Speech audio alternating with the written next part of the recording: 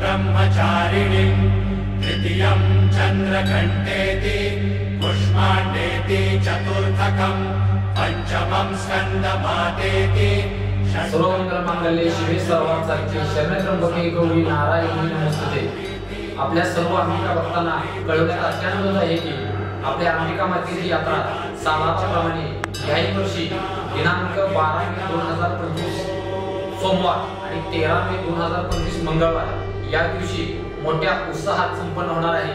तरी तोंडोली आणि परिसरातील सर्व भाविक भक्तांनी या यात्रेला बहुसंख्येने हजर राहावे अशी विनंती समस्त ग्रामस्थ तोंडोलीकर यांच्या वतीने आपणा सर्वांना करण्यात येत आहे। रामकृष्ण हरी यावंच लागते।